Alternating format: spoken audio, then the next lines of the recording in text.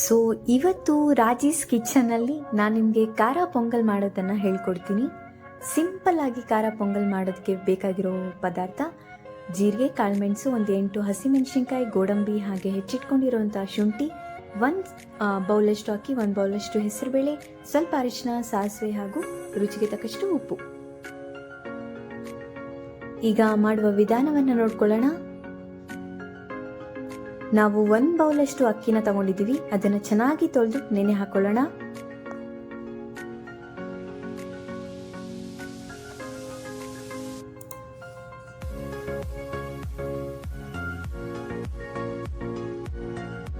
ಈಗ ಅದೇ ಪ್ರಮಾಣದಲ್ಲಿ 1 ಬೌಲ್ನಷ್ಟು ಹೆಸರುಬೇಳೆ ಏನು ತಗೊಂಡಿರ್ತೀವಿ ಅದನ್ನು ಲೈಟಾಗಿ ಫ್ರೈ ಮಾಡ್ಕೊಳ್ಳೋಣ. ಸ್ವಲ್ಪ ಘಮ ಬರೋವರೆಗೂ ಫ್ರೈ ಮಾಡ್ಕೊಂಡ್ರೆ ಸಾಕು.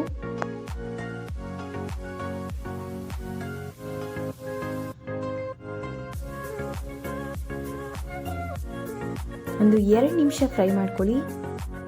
ಇದಾದ ನಂತರ ಅದು ಆರಿದ ನಂತರ ನೀವು ಅಕ್ಕಿ ಜೊತೆ ಹೆಸರುಬೇಳೆಯನ್ನು ಕೂಡ ಸೇರಿಸ್ಕೊಂಡು ಚೆನ್ನಾಗಿ ತೊಳೆದು ಒಂದು 10 ನಿಮಿಷ ಹಾಗೆ ನೆನೆಲಿಕ್ಕೆ ಬಿಡೋಣ.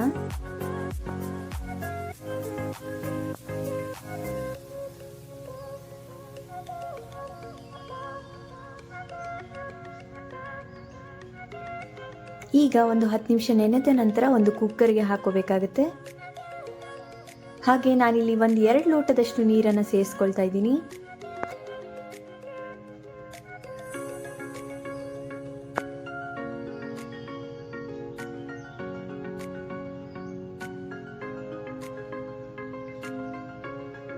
ಹಾಗೆ 1 ಸ್ಪೂನಷ್ಟು ಎಣ್ಣೆ,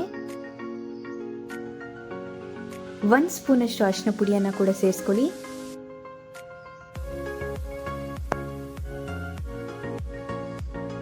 ಒಂದು ರೌಂಡ್ ಮಿಕ್ಸ್ ಮಾಡ್ಕೊಳ್ಳಿ ಎಲ್ಲ.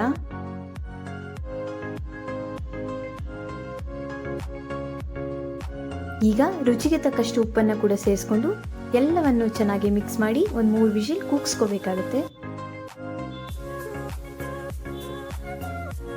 ನಿಮಗೆ ಇಲ್ಲಿ ಉಪ್ಪು ಕಮ್ಮಿ ಅನ್ಸಿದ್ರೆ ಕೊನೆಯದಾಗಿ ಕೂಡ ಉಪ್ಪನ್ನು ಸೇರಿಸ್ಕೋಬಹುದು.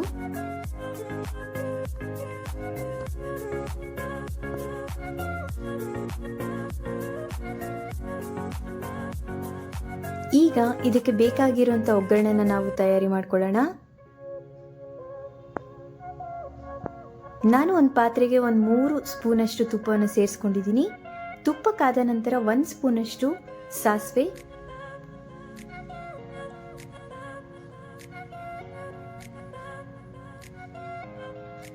ಹಾಗೆ ಜೀರಿಗೆ ಮತ್ತು ಕಾಳುಮೆಣಸನ್ನು ಸೇರಿಸ್ಕೊಳ್ಳೋಣ.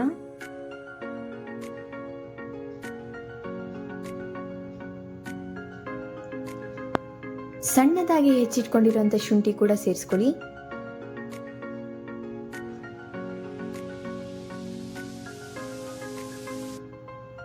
ಎಲ್ಲವನ್ನು ಸಣ್ಣ ಫ್ಲೇಮಲ್ಲಿಟ್ಟು ತಾಳಿಸ್ಕೋಬೇಕಾಗುತ್ತೆ. ಒಂದು 7-8 ಹಸಿಮೆಣಸಿನ್ಕಾಯಿಯನ್ನು ಕೂಡ ಸೇರಿಸ್ಕೊಳ್ಳಿ. ಹಾಗೆ ಕೊನೆಯದಾಗಿ ಸಣ್ಣದಾಗಿ ಹೆಚ್ಚಿಟ್ಕೊಂಡಿರುವಂತಹ ಗೋಡಂಬಿನ ಕೂಡ ಸೇರಿಸ್ಕೋಬೇಕಾಗುತ್ತೆ.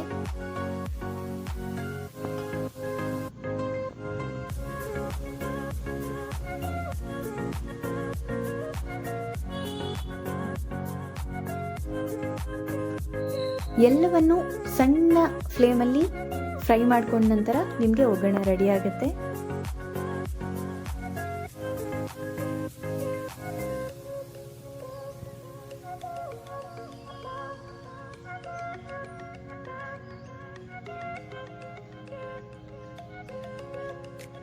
ಈಗ 3 ವಿಷಲ್ ಆಗಿದೆ. ಬನ್ನಿ ನೋಡೋಣ. ನೋಡ್ತಾ ಇದ್ದೀರಲ್ಲ, ಈ ಹದಕ್ಕೆ ಅನ್ನ ರೆಡಿ ಆಗಿದೆ. ಇನ್ನೂ ಮೆತ್ತಗಾದ್ರೂ ಪರವಾಗಿಲ್ಲ, ತುಂಬ ಚೆನ್ನಾಗಿ ಬರುತ್ತೆ.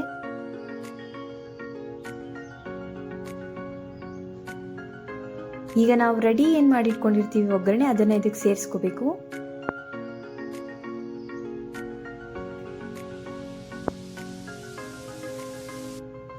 ಗ್ಯಾಸ್ ಆನಲ್ಲೇ ಇರಲಿ, ಲೋ ಫ್ಲೇಮಲ್ಲೇ ಇಟ್ಕೊಂಡು ಎಲ್ಲವನ್ನು ಮಿಕ್ಸ್ ಮಾಡ್ಕೊಳ್ಳಿ.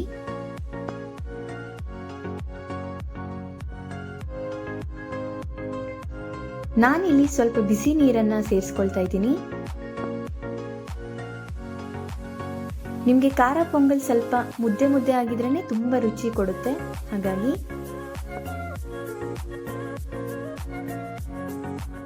ನೀವು ಸ್ವಲ್ಪ ಮೇಲೆ ಬಿಸಿ ನೀರನ್ನು ಸೇರಿಸಿ ಮತ್ತೆ ಮಿಕ್ಸ್ ಮಾಡ್ಕೋಬಹುದು.